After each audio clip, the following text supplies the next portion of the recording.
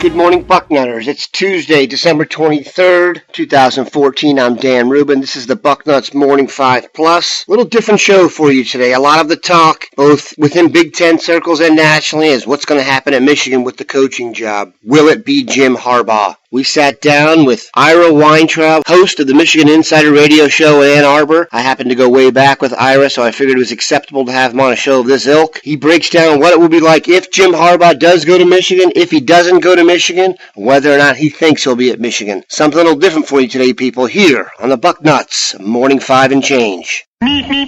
Ladies and gentlemen, Bucknuts of all shapes and sizes, we are now pleased to add to the show Ira Weintraub. Now, let me first say, Ira is the host of the Michigan Insider on WTKA in Ann Arbor every morning, but I'm also proud to say that, about 15 years ago, Ira, would you say? Ira came to me when I was in the business looking for a way in.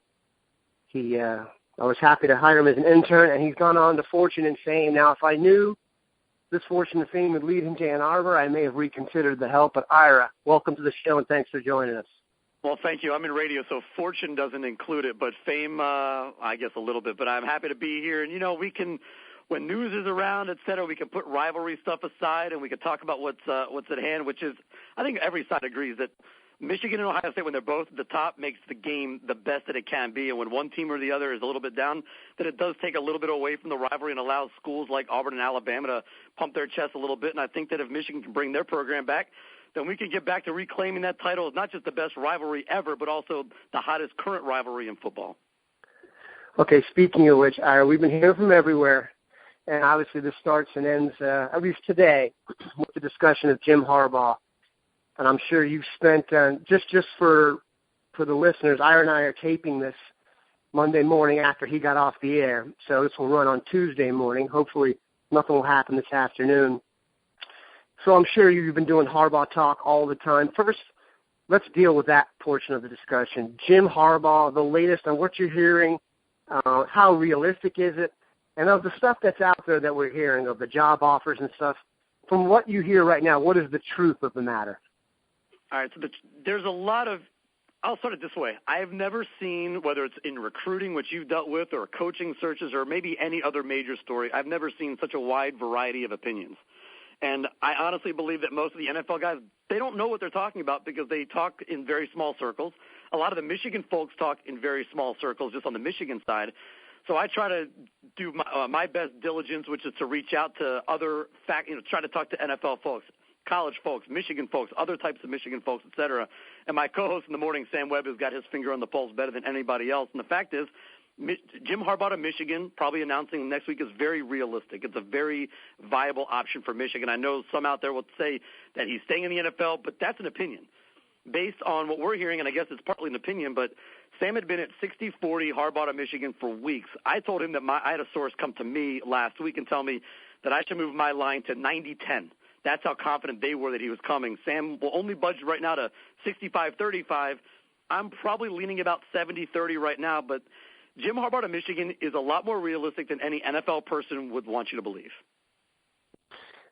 So the myth, I guess myth wouldn't be the right word. The narrative we're getting is that Harbaugh is an NFL guy, and he's using maybe Michigan to leverage himself into more cash at his next job. So what you're hearing is there's a real interest on his part to be. You think he's willing to go back into the recruiting game and such? Absolutely. So let's back this up. Weeks ago, the national NFL types and then Tim Kawakami out in San Francisco doubled down on this, saying it's a non-starter. Jim Harbaugh won't even entertain going back to Michigan. The funny thing Tim, is that just for the public, Tim Kawakami is I don't know which paper in San Francisco, reporter. But he's a known beat guy on the 49ers. Correct. And so Tim Kawakami, NFL guys nationally, you know the names, Chris Mortensen, et cetera, all the big name guys. they were saying Adam Schefter, UM grad. Adam Schefter is, yeah, but and Adam's actually come around a little bit, talking to a few more people. But 2 or 3 weeks ago, they said it was a non-starter. Harbaugh won't even consider going back to Michigan. But while they were saying that, he was considering going back to Michigan, and he's always been considering going back to Michigan.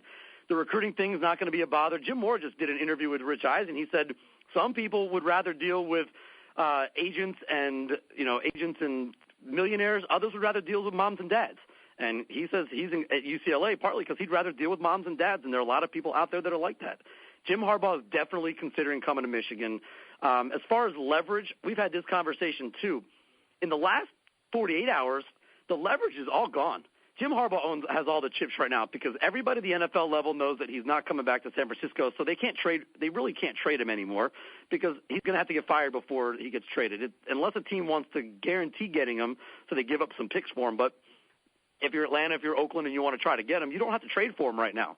And, of course, that would be the end of the year. So the leverage that Harbaugh would bring using Michigan money, the Raiders are already out there saying they'd offered $8-10 million. Atlanta's talking about throwing a crap ton of Home Depot money at him. So that's kind of a non-starter when it comes to leverage. Time frame, San Francisco has to make a decision fast because if they want to hire a new coach, they have to start making those decisions pretty soon. So all the leverage talk is pretty much dismissed out the window at this point, and it's really going to come down to where does Jim want to be? Does he want to be in the NFL or does he want to be in Michigan? And that's not the same as does he want to be in the NFL or be in college, because he's not leaving the NFL for any other college job. He's leaving to come home, to fix mama, to fix the program, to come back to where his dad used to coach, to where his idol Bo was the coach, obviously, and he would be coming back to fix what's wrong here right now. Okay. Let's say the percentages don't work out in your favor. Give me the general reaction of the Michigan fan base if they don't get Harbaugh. Look north, you'll see it burning. Really? Look north to Michigan, you will see Ann Arbor burn. I mean, we're at a point now, and I've tried to warn people away from this. The problem is that as weeks build up, the last couple of weeks, and more Harbaugh talk, it's harder to talk people off the ledge. But he's choice one. Like Jim Harbaugh is choice one. Captain Comeback is choice two. Jimmy H is choice three. Number 4 is choice 4, right? That's where people are at right now, that there are very few other names that even if they're good coaches, I'll use Jim Mora's name as an example. He's a very good coach. He'd be a great fit here. But if it's not Jim Harbaugh, the reaction, I'm not sure I want to be on the air if that happens, because I know the lack of support that Rich Rodriguez got both within the Michigan football program, within the Michigan football family, and from fans in general. I can't imagine what the next coach is going to feel if it's not Harbaugh, because that's the guy that everybody seems to be wanting now. He is 1A, 1B, and 1C, and if they don't get him, what kind of support do they give to the next guy? That's a good question. Let's say hypothetically, could they overwhelm them with a name like, let's say, Sean Payton from the New Orleans Saints, some glorious kind of NFL guru-ish type name? You don't think that would do it? I think that Sean Payton would be a name that could do it. I think that definitely could. I think that the other Harbaugh, I think John, not saying he's a viable option, although I wasn't totally shut down when I asked a source about him last week. But that's another name because he has the same last name. So Sean Payton walks in with the jewelry, with the Super Bowl ring. John Harbaugh would walk in with his last name, and obviously he was from Miami, so he'd have the same path as Bo a little bit, so he'd have that narrative going.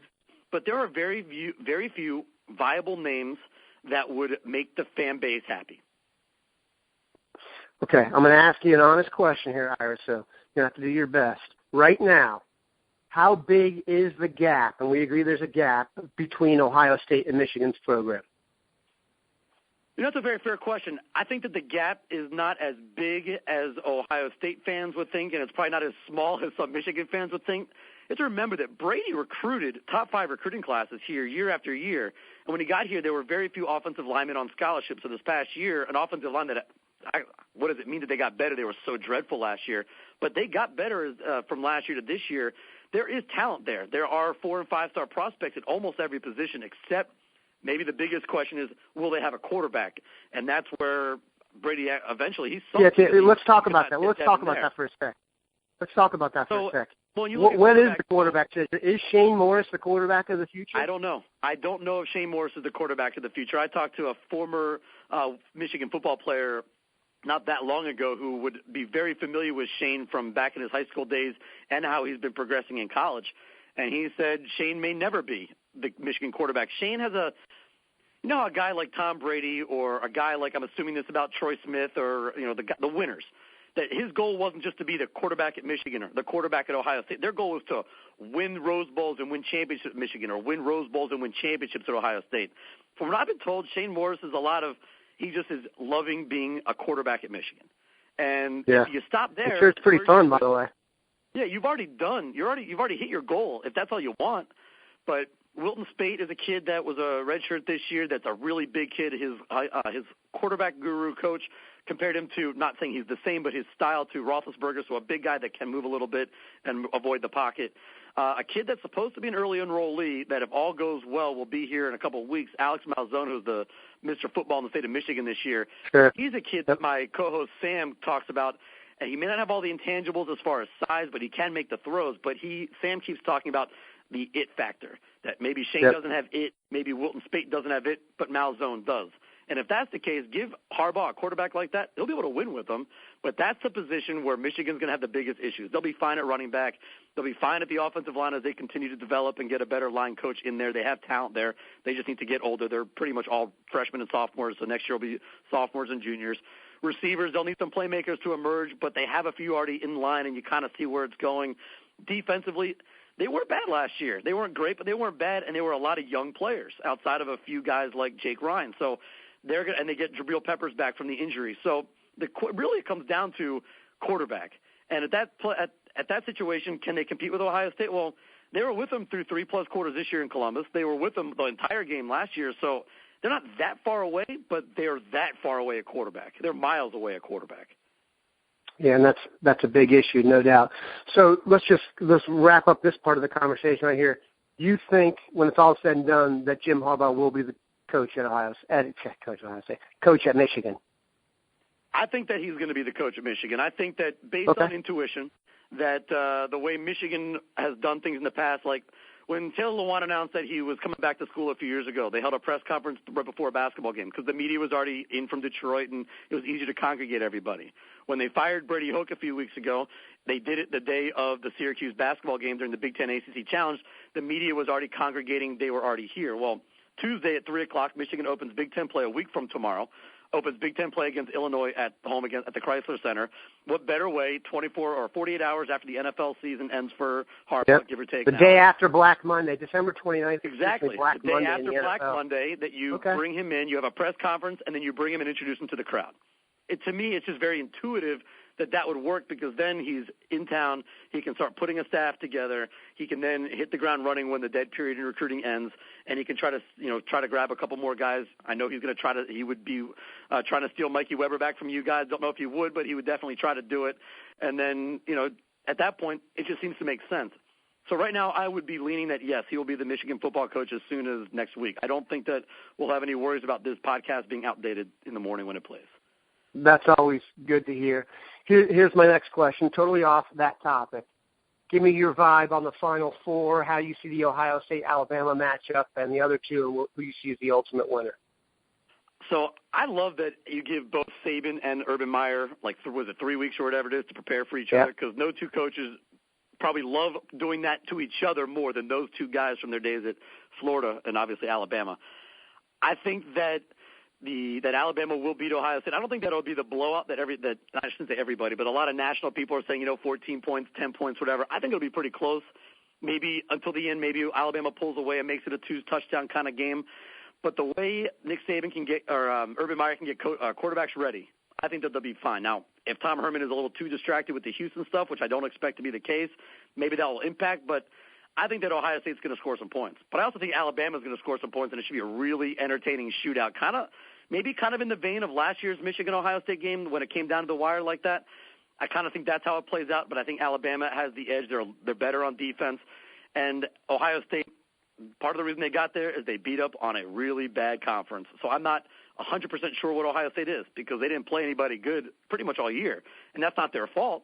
The schedule's not very good outside of what Michigan State, and it's probably about it because the league is really that bad this year. But I think that Alabama will eventually pull away in that game. And the other one, I think Oregon's just better than Florida State. I think Florida State has just found a way to win games, but I don't think that they're not nearly as good as they were last year. And I think Oregon is a very good football team. I think the injury to their corner is going to be an issue, but I think that Oregon ends up winning that game. And then, Alabama against Oregon, I'd probably go with Alabama style, although I love the way Oregon's offense runs. I think Mariota is a phenomenal quarterback, but give Nick Saban that week to prepare for the Oregon offense after playing against spreads all year. I think he'd probably have a little bit of an advantage. So I think that Alabama would win that game. But I think whether Alabama or Ohio State win the game, I think they'll play Oregon, and I think the championship game should be a phenomenal matchup with either of them, but I think it will be Alabama winning the whole thing, which I don't think anybody, whether it's your listenership, my listenership, your readership, our readership, none of us want to see Alabama win a national championship. I think that's definitely something we can agree on. Ladies and gentlemen, we'll have Ira back on the show, despite some people being cranky about that, to talk about Michigan once they make their hire. Ira, I appreciate you spending some time with us this morning, brother. Anytime we can talk basketball as well.